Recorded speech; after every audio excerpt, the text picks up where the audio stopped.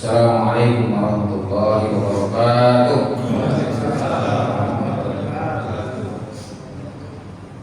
Alhamdulillah alladzi arsala rasulahu bil huda wa dinil haqq liyudhhirahu 'ala ad-dini kullihi wa kafa billahi shahida.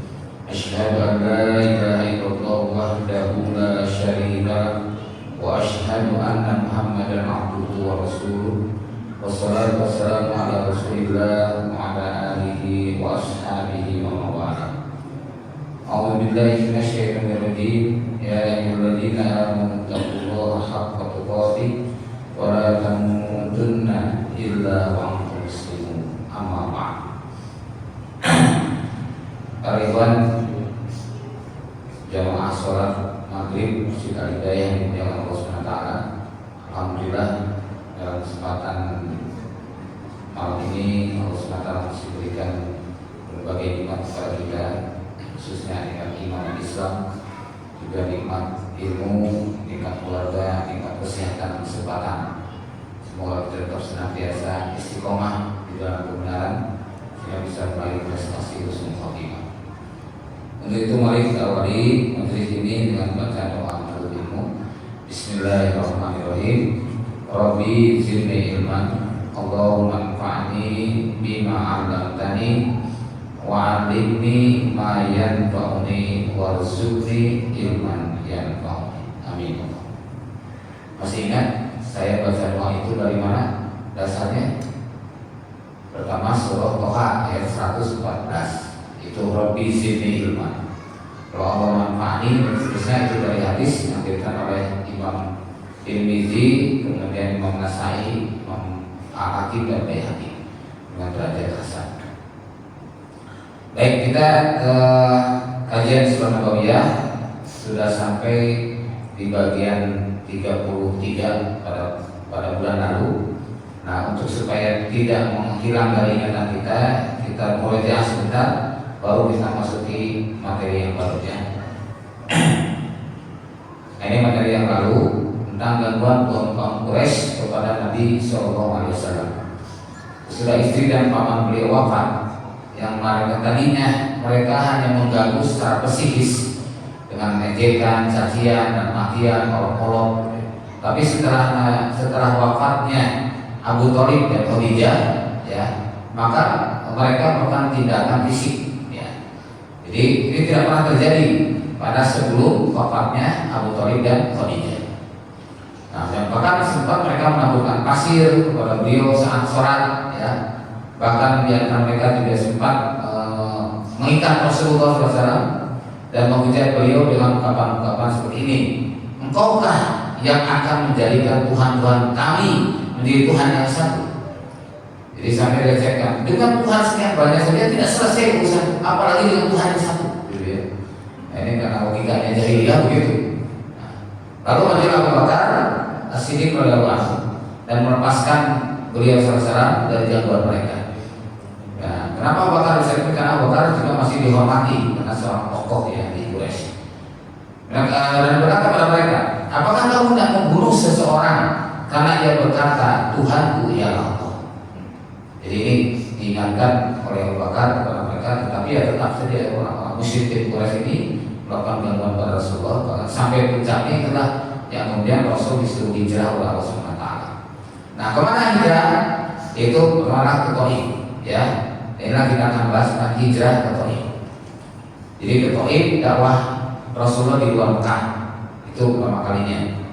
Ya, setelah wafatnya Abu Thalib dan Khadijah, musyrikin Quraisy makin meningkatkan penindasannya kepada Rasulullah SAW secara fisik, ya. Maka pada tahun itu pula, tahun 10 kenabian, tepatnya di bulan Mei sampai Juni 619 Masehi, beliau memutuskan untuk hijrah ke Thaif, ditemani putra angkatnya yang bernama Zaid bin Harisah. Kemudian jarak dari Thaif ke Mekah itu kurang lebih 60 mil, berarti sekitar 90,6 ya, 90,6 km. Jadi ya kurang lebih 91 lah, 90-an. Nah, mil itu ada yang hitungan 1,6, ada yang 1,8. Jadi kalau misalkan dikatakan 1,6 saja, 60 kali 1,6 berarti kan 96 ya, kurang lebih 96 kilo. Nah, sepanjang perjalanan beliau tidak menyediakan kesempatan itu. Jadi dari Mekah sampai ke Thaif itu beliau dakwahi setiap kabilah, setiap suku yang dilewati beliau dakwah. Tapi kalau Allah nggak ada di antara mereka yang merespon, nggak ada yang merespon positif akan ikut kepada ajaran Rasulullah kepada Islam. Nah, bahkan sampai di Thaif pun, sampai di Thaif beliau mendatangi yaitu 3 bersaudara pemuka Saqifah, ya pemuka kabilah Saqif, pemuka kabilah Saqif ini, yang putranya putra Amr bin Umair As-Saqafi. Ada 3 putranya yang itu tokoh semuanya, yaitu Abdul Ya'la, ya Abdul Ya'la, kemudian Mas'ud dan Habib. Nah, 3 orang inilah sebagai objek dakwah Rasulullah SAW pertama di Thaif. Ya, jadi setelah melewati tadi sepanjang perjalanan pun tidak ada yang merespon, sampai di Thaif pun Rasul dakwahkan pertama ke 3 tokoh tadi. Tapi apa yang terjadi? Ungkapan 3 tokoh ini berkata begini. Yang pertama dia bilang, jika Allah benar-benar mengutusmu, maka dia akan merobek-robek pakaian kamu.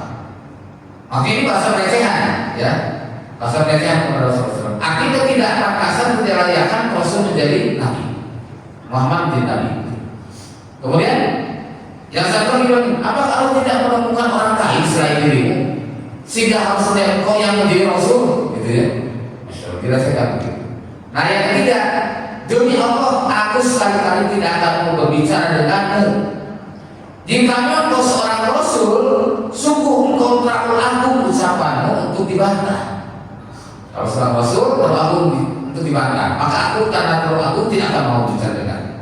Atau jika engkau seorang pendusta terhadap Allah, maka tidak patut pula aku berbicara denganmu. Intinya memang tidak mau, gitu ya. Nah, ini tidak mau, siapapun Muhammad ini tidak mau. Nah, inilah keadaan orang lain saat itu. Lalu bagaimana dengan itu? Nah, beliau melaksanakan tinggal di Thaif selama 10 hari. Ya, di lain menyebutkan hampir 1 bulan. Saya baca kalau dalam Nurul Yakin disebutnya hampir 1 bulan. Tapi kalau dalam Sirah Nabawiyah dari Tazkiyah Syekh Syakir Rahman Al-Barakuri itu 10 hari. Jadi dalam 10 hari ini beliau efektif, ya. Rasulullah SAW menyampaikan dakwah kepada berbagai kalangan di Thaif. Tidak menyia-nyiakan waktu, ya, berdakwah kepada para pemuka, pembesar, tokoh mereka, kemudian tetapi tidak ada satupun di antara mereka yang merespon positif. Bahkan ujungnya mengusir Rasulullah dari Thaif. Nah, saatnya beliau mau keluar dari Thaif, ya, karena diusir tadi. Lalu di antara mereka para tokoh masyarakat biasa dan bahkan para budak menghadap beliau, ya, dengan Zaid bin Harithah tadi dihadap supaya bukan terlalu pergi, tapi mereka akan melakukan tindakan fisik. Maka kemudian mereka ramai-ramai memaki-maki Rasul sambil melempari dengan batu. Saat itu Zaid bin Harithah kasihan kepada Rasulullah yang mulia itu. Beliau kemudian menjadi tameng. Rasulullah dihalangi dan tubuhnya dilempari sama batu. Jadi dari saya yang jadi korban. Tapi Rasulullah ternyata kena juga, kakinya sampai kena lemparan dan ini berdarah. Maka sendal Rasul itu penuh dengan darah. Itulah kondisi Rasulullah di Thaif. Jadi saya binasa, jadi berusaha menghalangi tubuh beliau dari lemparan orang-orang Thaif tadi, ya. Dan kemudian dengan itu akhirnya yang banyak luka juga saya binasa tubuhnya. Tapi yang luka tadi luka kakinya itu Rasulullah SAW sampai berdarah-darah dan sendalnya pun penuh dengan darah. Nah, kemudian akhirnya setelah Rasul diusir, dilempar buat oleh penduduk Thaif itu, maka kemudian Rasulullah menyelamatkan diri, ya, mencari perlindungan, masuklah ke sebuah kebun. Ternyata itu kebun anggur. Nah, kebun anggur ini rupanya milik Utbah dan Syaibah, milik 2 saudara. Di sana beliau ketemu dengan seorang tukang kebun yang bernama Adas, ya. ada seorang budak Nasrani yang membawakan buah anggur. Begitu lihat ada orang dalam keadaan seperti itu, ada segera membawakan buah anggur kepada Rasulullah SAW, ya, untuk memberikan perjamuan. Nah, ada tidak tahu siapa ini, tidak tahu. Pokoknya ini orang harus dibantu. Nah, saat beliau memakan anggur, beliau mengucapkan Bismillah. Nah, saat itu begitu mendengar kalimat Bismillah, ada sakit. Kok cuma ini baru dengar gitu ya? Merasa penasaran, tanya lah. Ya, ditanya lah, apa yang maksud? Oleh Rasul jelaskan. Nah, lalu kemudian setelah itu mereka pun bertanya tentang dirinya sebagai Rasulullah. Rasul menyatakan bahwa Rasulullah sebagai saudaranya Yunus bin Matta. Nah, ini diantara dialognya begini. Jadi karena Nabi itu semua bersaudara, Nabi semua bersaudara. Nah, kemudian kenapa bersaudara? Ya, pertama saudara semuslim. Yang kedua saudara satu risalah, bahwasanya semua nabi itu kan katakan dalam al-fariqu baina ahli bi rusuli. Kami tidak membedakan antara Rasulullah. Dalam hadis juga disebutkan begitu bahwa semua nabi itu bersaudara. Nah, waktu itu dengan kalian dia kasih dialog. Kata Rasulullah, kamu berasal dari mana? Tanya ke Anas. Lalu, dan apa agama? Anas menjawab, aku seorang Nasrani. Aku penduduk Ninawa. Ninawa ini satu daerah tempatnya Yunus bin Matta. Di tempat Nabi Yunus bin Matta namanya daerah ini Ninawa. Nah, ternyata orang Nasrani ini adalah orang Ninawa. Nah, maka kemudian Rasul menyatakan gitu. Oh, dari Nabi seorang pria yang soleh Yunus bin Matta. Nah, kaget kan, kok tahu Yunus bin Matta? Lalu kemudian tanya, apa yang kamu tahu tentang Yunus bin Matta? Kata Anas. Kata Rasulullah, dia saudara. Dia seorang nabi, aku pun seorang nabi. Tuh, jadi situ. Lalu kemudian begitu disampaikan demikian, ada begitu hormat kepada Rasulullah SAW. Lalu kemudian merangkuh Nabi dan kemudian mencium tangan kaki Rasulullah. Sampai kemudian terjadi dialog tentang Islam dan dia pun masuk Islam. Ya. Nah, itulah yang terjadi dari sekian banyak yang didakwai Rasulullah SAW, dari mulai perjalanan dari Mekah ke Taif. Di Taif juga semua kalangan tidak ada yang menerima, tidak yang merespon. Justru yang menerima adalah seorang tukang kebun. Dan satu-satunya yang menerima Islam di Taif pada saat Rasul hijrah ke Taif itu hanya satu, yaitu Anas. Ya, tidak ada yang lain.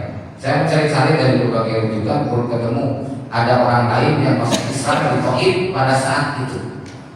Nah, jadi nanti kondisi seperti ini, nah Rasul pulang menuju Mekah. Dalam keadaan susah payah dan bermuram darah, ya, beliau setelah pulang menuju Mekah setelah meninggalkan Anas di kebun anggur tadi. Nah, ketika sampai di suatu tempat yang bernama Qarnul Manazil, ya sekarang kan pakai Qarnul Manazil ya untuk ibadah haji. Nah, Allah mengutus Jibril bersama malaikat penjaga gunung untuk mendatangi Rasulullah SAW dan menawarkan kepada beliau, andaikan beliau menghendaki untuk menyiksa orang Taif, menimpakan dua gunung di Mekah kepada suku Taif tadi, kepada kabilah Taif, ya, jika beliau berkehendak akan ditimpakan. Itu gunung Abu Qubais dan gunung Uaiqan. Ini dua gunung ini akan diangkat oleh tadi malaikat itu, malaikat Jibril di gunung akan ditimpakan para orang Taif. Tapi apa yang Rasul katakan? Rasul tidak pernah itu, tidak ada dendam di hatinya. Maka Rasul mendoakan, ya Allah mahdi qaumi fa innahum la ya'lamun. Ya Allah, berikan aku petunjuk pada kaumku karena mereka itu orang tidak mengetahui. Kemudian beliau menyampaikan, bahkan aku berharap kelak Allah akan memunculkan dari keturunan mereka, ya, suatu kaum yang menyembah Allah semata dan tidak menyekutukannya dengan sesuatu. Jadi Rasul masih berharap sekarang biarlah mereka menolak Islam, tapi nanti anak cucu mereka mudah-mudahan masuk Islam. Jadi Masya Allah, ini menunjukkan kesungguhan beliau dalam menghayati dakwah tadi. Ya. Kemudian Imam Al-Bukhari meriwayatkan dari Urwah bin Zubair bahwasanya Aisyah radhiyallahu anha bercerita, ia bertanya kepada Rasulullah SAW tentang apakah kau pernah menghadapi suatu hari yang lebih berat daripada perang Uhud. Ya, Perang Uhud adalah perang yang terjadi pada tahun 3 Hijriah. Jadi berarti Aisyah ini kan di Madinah ya, berada di Madinah. Sedangkan ini peristiwa ini waktu Rasul masih di Mekah. Nah, perang Uhud terjadi di Madinah dan Aisyah bertanya itu sudah dewasa. Waktu saat Aisyah bertanya kepada Rasulullah SAW, apakah pernah Anda mengalami satu hari yang lebih berat dari perang Uhud? Nah, karena perang Uhud itu sesuatu yang merugikan. Bisa dibayangkan, perang Uhud terjadi pada bulan Syawal tahun 3 Hijriah. Perang Badar sebelumnya tahun 2 Hijriah terjadi di bulan Ramadan. Tapi ketika perang Badar, Allah memenangkan. Ya, muslimin menang 313 lawan 1000 orang. Allah menangkan. Tapi ketika perang Uhud, ya, muslimin kalah. Korban lebih banyak di dalam kaum muslimin. Nah, kenapa? Nih, masalahnya awalnya umat Islam itu yang siap perang Uhud itu ada 1000 orang. Sementara musuh 3000 orang, 3 kali lipat. Tapi kemudian dengan perjalanan, seorang Abdullah bin Ubay bin Salul, tokoh kegembongnya orang munafik, itu membuat kasakusuk, memprovokasi ya para prajurit agar tidak ikut perang dengan berbagai hal, dengan berbagai alasan. Nah, sampai akhirnya 300 orang terpengaruh. 300 orang terpengaruh.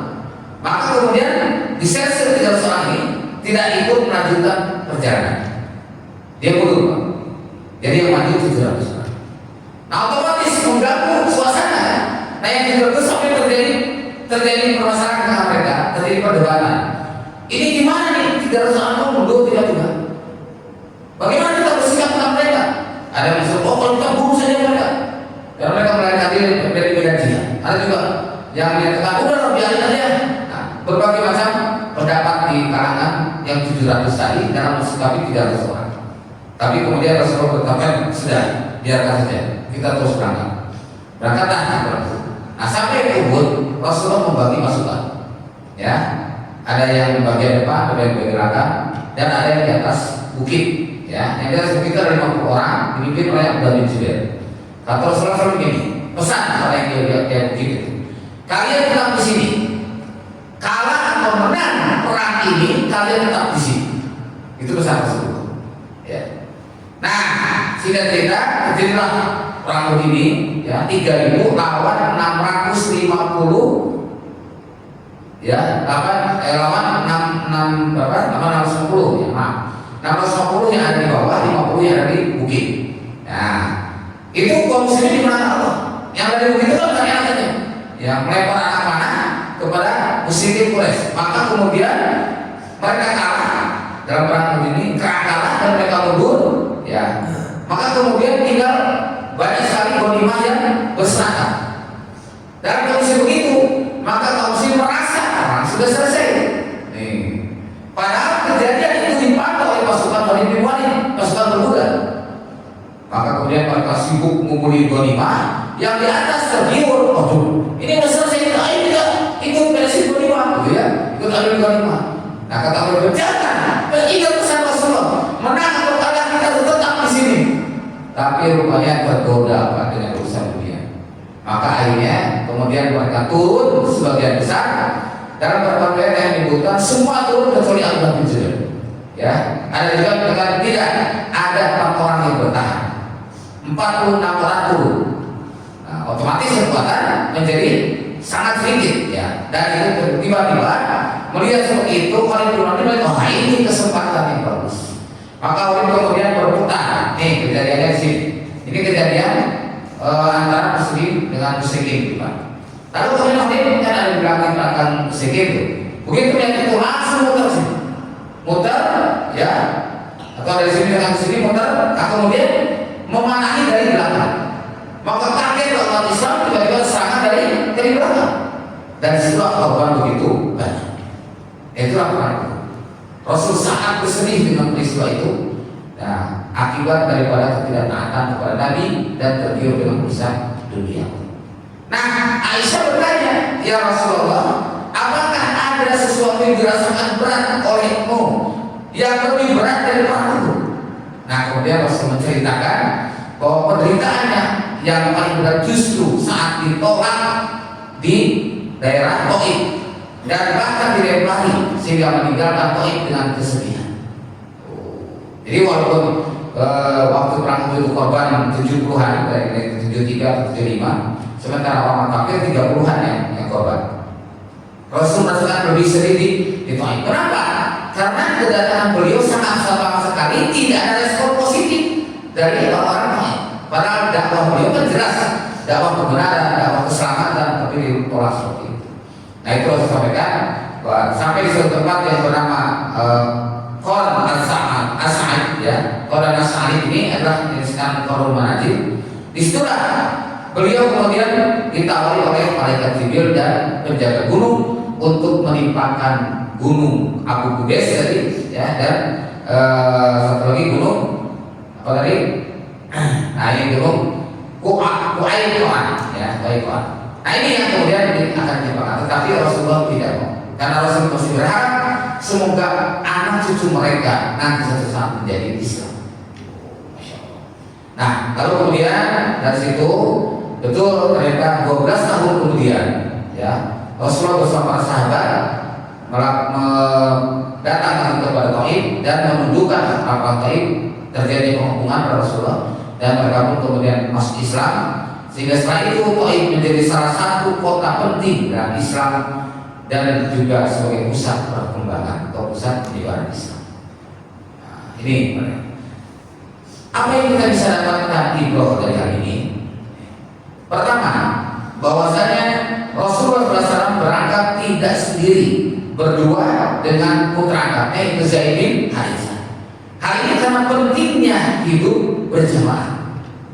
Coba kalau Rasul sendiri gitu kan, ya mesti sulit. Tapi ketika berdua, kita minimal bisa saling membantu, saling menolong. Maka Rasulullah SAW kan, fa inna syaitona ma'al wahidi. Sesungguhnya setan itu bersama orang yang sendiri. Dan setan menjauh dari dua orang. Maka dua orang lebih baik daripada satu orang. Tiga orang lebih baik daripada dua orang. Kemudian Nabi bersabda, fa'alaikum bil jamaah. Maka wajib bagi kalian berjamaah. Ini. Kemudian yang kedua, berdakwah kepada semua suku yang dilewati. Artinya tidak menyediakan waktu. Siar sebaliknya, maka dakwah kita di setiap tempat. Ya. Alhamdulillah saya mengalami betul. Ya, kadang saya menyampaikan dakwah, misalkan di pesawat, ada yang di kapal, di kereta, di ruang tunggu, di mana saja sampaikan. Jika kita melihat pelanggaran atau hal yang tidak wajar, kita luruskan. Dan itu Masya Allah luar biasa. Jadi banyak sekali kenalan di berbagai tempat, gitu ya. Itu hikmahnya.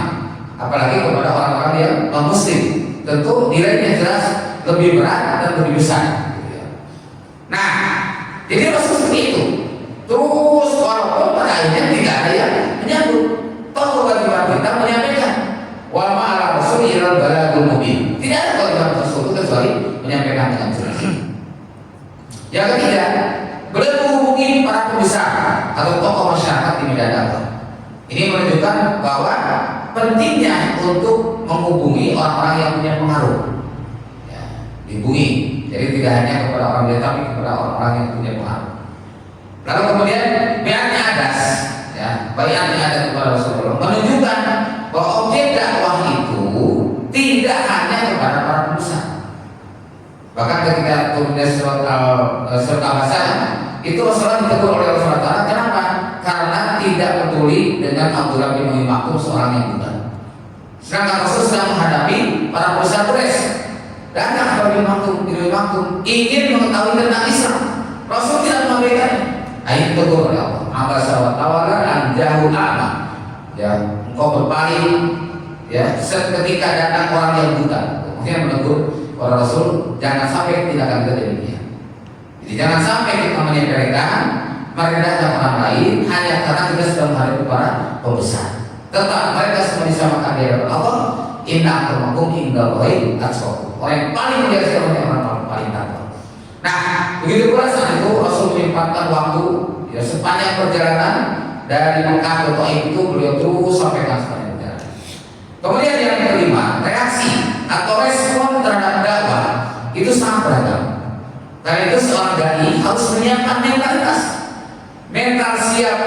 disambut dengan baik. Sebaliknya sehat juga dalam kondisi yang paling buruk sekali. Bahkan sampai tingkat yang harus berkorbannya apa? Harusnya. Ya, masya Allah. Nah ini saya belum sempat sampai dilempari tersebut. Tapi kalau diusir pernah, dimaki-maki di depan umum pernah, ya. Kemudian tiba-tiba langsung dicopot misalkan. Pokoknya setelah ini tidak boleh ngaji pernah. Ya. Itulah kalau kita menyampaikan sesuatu yang bertentangan dengan kebiasaan akan gitu reaksinya. Makanya Masyafi'i rahimahullah itu saya menyampaikan kalau kita mengikuti kebenaran ya dengan betul-betul sungguh-sungguh menyampaikan kebenaran itu, maka resikonya akan dijauhi masyarakat. Tapi kalau kita mendekati masyarakat, kita mengabaikan kebenaran, maka neraka bagiannya. Jadi konsekuensinya begitu. Kalau kita menyampaikan hal yang tidak biasa, contohnya tahun 86 ketika saya pertama kali melaksanakan syariat itu berjamaah, saya berbayar kepada imam. Kemudian saya menghafalkan sholat terakhir sore. Itu geger pada kamu, geger kamu. Dianggap sebagai agama baru, sholatnya sering hijau, ya. Terus ada imam apa biasanya kalau imam itu Syiah gitu, wah. Padahal ini Al-Quran banyak. 12 kali Allah menyebut imam dalam Al-Quran, 7 kali Allah menyebut bayat dalam Al-Quran. Tapi itu dianggap aneh karena orang tidak terbiasa. Lebih banyak urusannya yang lain. Hal itu tidak diperlukan. Nah ini terjadi. Maka begitu pula Rasul menyampaikan, semua orang yang disampaikan Rasul, mereka menganggap mereka itu akan membawa sebagai penganut agama Ibrahim. Tapi ketika disampaikan agama Ibrahim sebenarnya, mereka kaget, kok kayak gini, gitu ya. Karena itu maksudnya yang benar. Nah ini kan. Jadi sikap perbedaan itu harus dia merasakan demikian. Nah hendaklah memaaf terhadap makmum. Jadi harus itu memaafkan, tidak ada dendam di hatinya. Maka tadi walaupun dilakukan demikian menyakitkan dengan tindakan orang toib, Rasul tidak dendam. Nah itu. Jadi karena orang yang tidak dendam, orang yang pemaaf, menahan marah itu semua bukan ciri ahli surga.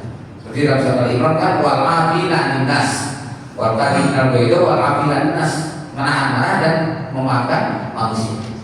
Maka Rasul juga memaafkan mereka terhadap manusia. Nah sebagaimana saat Rasulullah menolak tawanan malaikat dia gunung. Coba. Kalau bagaimana? Kalau Rasulullah SAW mengikuti dendam, ya sudah, udah dimakan aja dan selesai sudah. Tapi Rasul tidak mau, masih berharap anak cucunya nanti. Nah, maka kemudian Rasulullah SAW berharap kepada keturunan dari Taif. Ini menunjukkan visi ke depan, pentingnya masa depan, pentingnya kita memperhatikan generasi. Nah, ini Pak. Lalu 12 tahun kemudian Taif menjadi pusat perkembangan Islam, dan ini artinya perlu waktu untuk harapan itu terbangun. Ya, jadi itu karyawan yang Allah muliakan, ya, gambaran global tentang bagaimana dakwah di masa itu. Ya, baru sampai sini kita bahas. Jadi dari waktu ke waktu memang bicara Sirah Nabawi itu terus runut gitu ya. Nah inilah peristiwa Taif yang dihadapi oleh Rasulullah SAW sebelum hijrah beliau ke Madinah. Jadi hijrah ke Taif. Kalau sebelum yang ke Taif, para sahabat hijrah ke Habsyi, ya, yaitu 2 kali kan sudah disampaikan pada umat kami lalu. Baik, demikian kurang lebih yang dapat disampaikan. Mungkin ada yang ditanyakan, kami persilakan.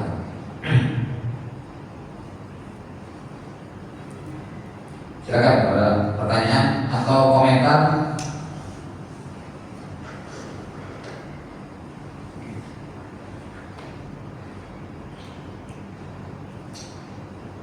Ada? Ya. Jadi sekali lagi kita mengambil ibroh karena di Al-Quran kalimat fal ibrohu liulil albab. Katakan pastabshiru pastabshiru dan hendaklah kamu bergembira. Kemudian dalam surah surah Al-Hasr ayat kedua, ya, di kalimat terakhirnya juga sama. Kalimatnya Pak Kabiru, ya Allah. Jadi kena belajar orang yang punya pandangan. Jadi kalau mengingatkan dalam surat Al-Baqarah ayat 66, kemudian di surah Yusuf ayat 110, kemudian di surah surah Hud ya ayat 120. Pentingnya kita mempelajari sejarah dan kita harus pandai mengambil ibrah, mengambil pelajaran, mengambil mutiara-mutiara dari peristiwa tersebut. Ada pertanyaan Pak? Silakan. Boleh, kalau tidak bertanya masalah ini boleh tanya yang lain boleh. Ya, supaya kita tetap dinamis. Jadi satu ini rusak ya? Biasanya di situ ya? Nggak ada. Silakan bertanya enggak?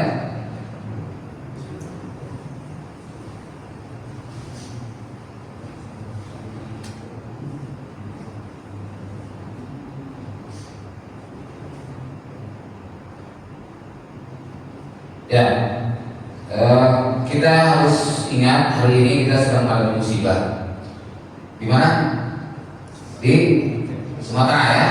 3 provinsi, Provinsi Sumatera Utara, Sumatera Barat, dan Aceh. Nah, saya update terus bahwa ternyata kejadian atau banjir besar itu 25 November itu terjadi bukan di Indonesia, tapi di berbagai negara. Di Saudi, kemudian di Yordan, di Mesir, kemudian di Itali, di Prancis, di Hawaii, dan beberapa negara yang lain sama persis tanggal 25 November 2025. Masya Allah. Ini sudah bisa isyarat sebenarnya bagi Allah itu mudah akan menjadikan dunia dihancur mudah. Ya. Ini baru beberapa negara dalam satu titik, dalam satu detik yang sama terjadi. Nah, jadi ini sebagai evaluasi. Makanya benar yang melakukan dahul mazhab bil-bari wal bahri bima kasabat aydinas, bahwa kejadian ternampak kerusakan di muka bumi ini di laut dan di daratan karena ulah-ulah manusia. Nah, seperti hari kejadian peristiwa di Sumatera itu demikian ya. Karena setelah dicek itu kan banyak illegal logging ya. Illegal logging ini adalah penebangan yang tidak legal dan banyak sekali. Nah, ternyata setelah diselidiki ada saja para pejabat atau para pembesar yang justru di belakang mereka. Nah, inilah yang mereka menikmati ya, menikmati penderitaan gitu ya, menikmati di atas penderitaan orang lain, menikmati hasil daripada illegal tadi di atas penderitaan orang lain. Dan saya baru saja juga update ke Aceh, ternyata masya Allah kasihan sekali. Kalau tsunami itu hanya sekali kejadiannya. Artinya air itu ke darat itu hanya sekali, walaupun sangat besar gitu ya. Sedangkan ini itu berhari-hari. Ini sudah 1000 lebih sekarang masih terendam. Masya Allah, kasihan. Jadi akhirnya banyak jalan yang terputus ya. Akhirnya mereka terisolir, tidak mendapatkan tidak akses, sulit untuk akses keluar. Jadi akhirnya banyak yang kelaparan, termasuk yang sempat saya kunjungi juga daerah Kening, itu daerah perbatasan Aceh dan Sumatera Utara. Itu juga sama, ya. Mereka dalam keadaan kelaparan, sehingga apa saja yang ada makan. Yang selama ini tidak pernah makan singkong, ya, itu hanya terpaksa makan singkong. Singkong berkah, coba. Karena kompor sudah tidak ada, semua sudah terendam. Mereka terpaksa ngambil singkong, ngambil apa saja yang bisa dimakan yang penting bisa menutupi rasa lapar. Masya Allah, ini kasihan. Maka adalah kita punya kepedulian, dan peduli kita ini adalah sebagai bentuk atau sebagai tanda orang-orang yang beriman. Karena Rasulullah bersabda, la yuminu ahadukum hatta yuhibba li akhihi ma yuhibbu nafsihi. Tidaklah termasuk iman salah seorang di antara kalian sehingga yang mencintai saudaranya seperti yang mencintai apa yang ada dirinya. Dan Rasulullah bersabda, wallahu bi'aunil abdi maka al-abdu bi'auni akhihi. Allah akan menolong seorang hamba selama hamba tersebut menolong saudaranya. Ya, jadi hendaknya kita merupakan bukan hanya menggana-gana, tapi juga doa. Ya, tidak perlu bikin personil. Alhamdulillah dari pesan Al-Fatah sudah diberangkatkan. Ya, kemudian dari pesan Al-Fatah yang ada di Palembang, kemudian di Lampung dan beberapa tempat itu diberangkatkan ke sana. Walaupun dari Presiden Prabowo belum ada pernyataan bahwa ini bencana nasional. Tapi kalau kami, ya, kami karena punya tim yaitu UA Al-Bataris itu dari berbagai wilayah kita kirim ke sana. Ya. Jadi walaupun demikian, ini menjadikan sebagai tanggung jawab kita bersama, ya. Jadi kisah itu punya peduli sehingga lebih mementingkan orang lain daripada kita sendiri. Itulah yang terjadi Pak Iwan. Kita banyak merenung, kita banyak sekali yang harus kita sadari, ya, banyak sekali yang harus kita bantu. Yang lain apa? Dalam kondisi seperti itu di Gaza yang selama 2 tahun dibombardir oleh sama Israel, dan bahkan sekarang di musim hujan ini banyak juga yang akhirnya beberapa tempat kebanjiran di Gaza juga, ya, karena tenda-tenda itu ini tidak bisa layak lagi dipakai. Kalau dengan hujan deras ini mereka roboh tendanya. Nah, banyak akhirnya mereka kehilangan tempat tinggal. Tapi dalam kondisi yang prihatin begitu, ada salah seorang di antara warga itu yang peduli kepada Indonesia, mengirimkan dana 15 juta rupiah. Masya Allah. Dia sampai viral kan di TikTok itu juga. Wah, dia minta maaf, mohon maaf, saya hanya sangat sedikit yang saya berikan. Tapi ini sebagai bentuk cinta saya kepada orang Indonesia yang selama ini punya perhatian khusus kepada masyarakat Palestina. Demikian. Baik, ini azan jam berapa? Berapa menit lagi? Sudah masuk? Bisa di situ ada tulisannya.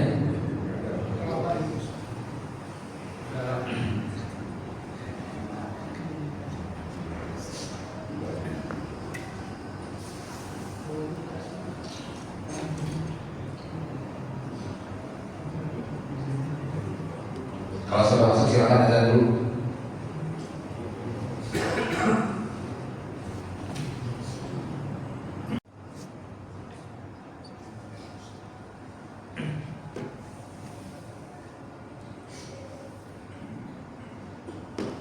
Baik, Pak Iwan benar,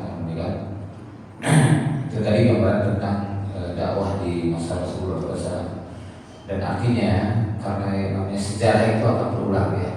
Karena itu Allah SWT menyebutkan mudawiluha, akan terjadi perulangan. Kalau dulu di masa Rasulullah ada yang seperti tadi, seperti di Tauhid itu, nah hari ini sama. Ketika kita menyampaikan kebenaran kepada mereka yang taruhlah hal yang mungkin dirasakan berbeda, akan terjadi reaksi yang sama. Dan saya mengalami hal itu. Makanya tadi saya sampaikan, saya pernah diusir, ya, satu saat saya pernah menyampaikan di satu tempat gitu. Itu diusir hanya karena dianggap tidak relevan dengan kebiasaan di tempatnya. Tapi kalau begini, tolong saya mohon Anda segera pergi meninggalkan tempat ini. Nah, terus saya bilang, baik Pak, kami akan segera meninggalkan tempat ini. Tapi boleh nggak saya minta waktu 2 menit? Maksudnya apa? Bapak berikan waktu kepada saya 2 menit saja untuk menyampaikan sesuatu yang penting. Baik, silakan. Mana? Jadi begini Pak, apa yang saya sampaikan ini itu hanya dari Allah dan Rasul. Dalil yang jelas, Al-Quran yang jelas, hadis yang jelas, ya. Jadi bukan dari nafsu saya sendiri. Saya punya kewajiban menyampaikan kepada Bapak dengan jelas. Adapun kalau Bapak menerimanya, itulah bentuk kebaikan Bapak.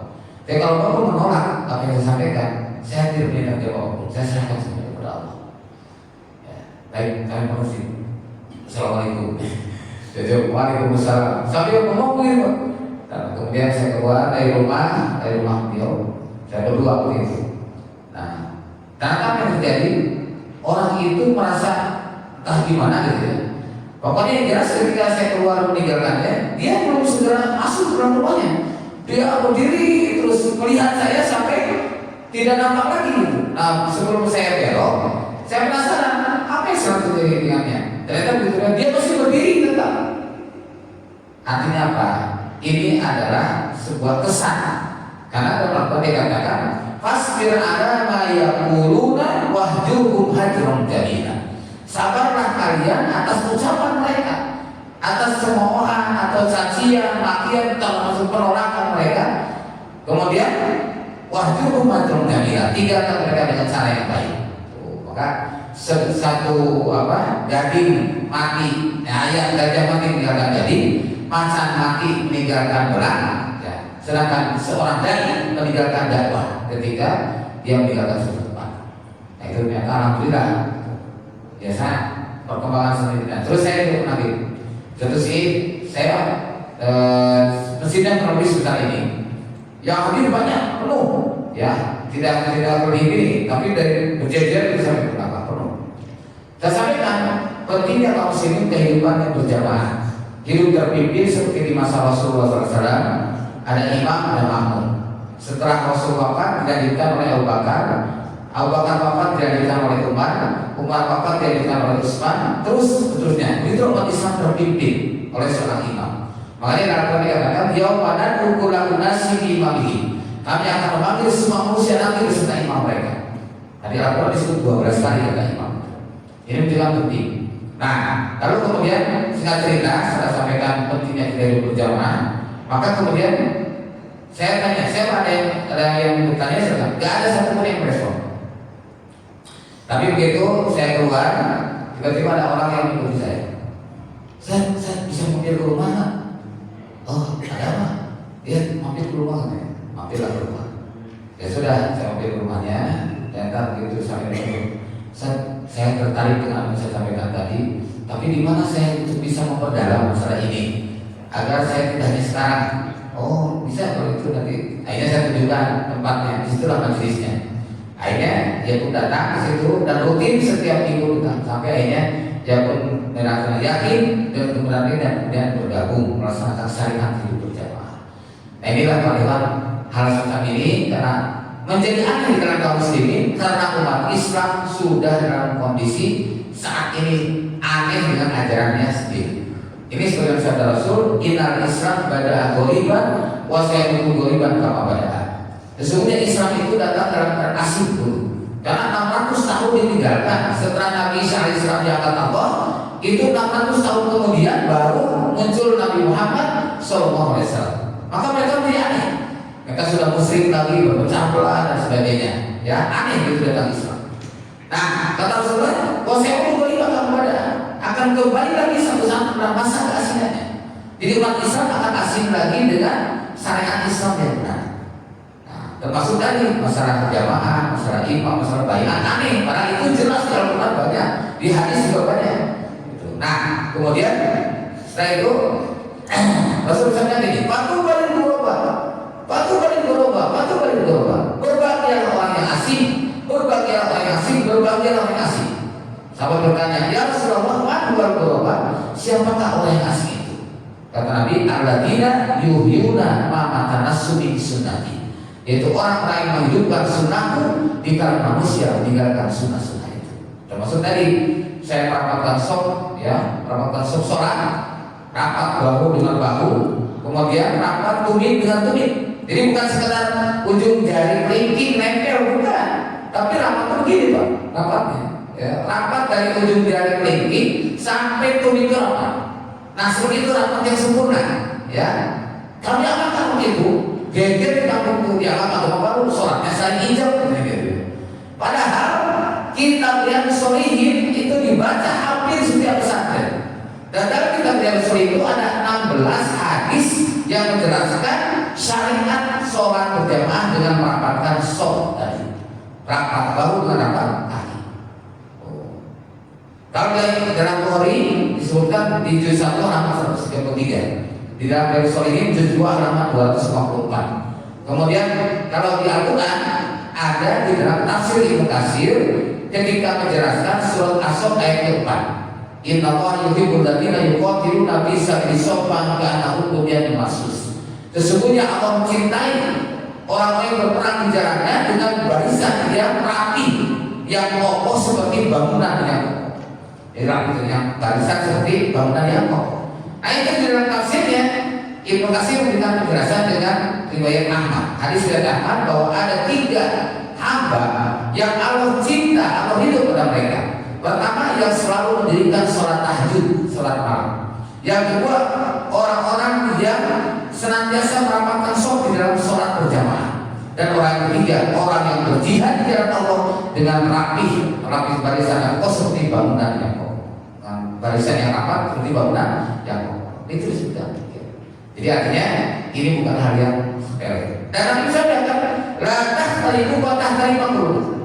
Janganlah kalian bersedih karena Allah akan membersihkan hati kalian.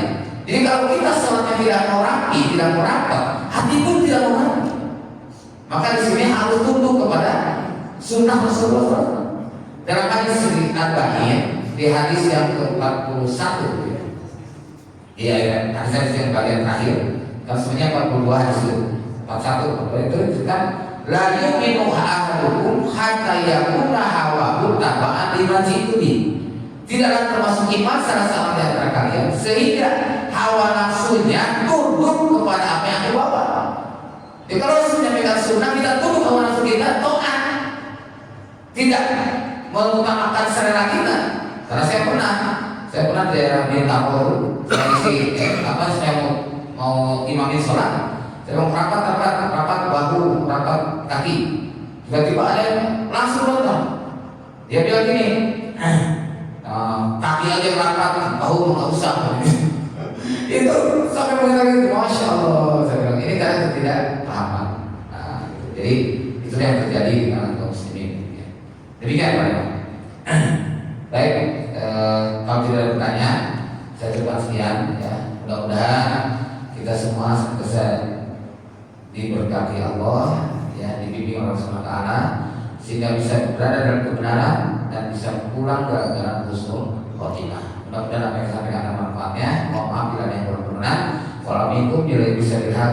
Subhanallahumma wa bihamdik, asyhadu an la ilaha illa anta, astaghfiruka wa atubu ilaik. Walhamdulillahirabbil alamin. Wassalamualaikum warahmatullahi wabarakatuh.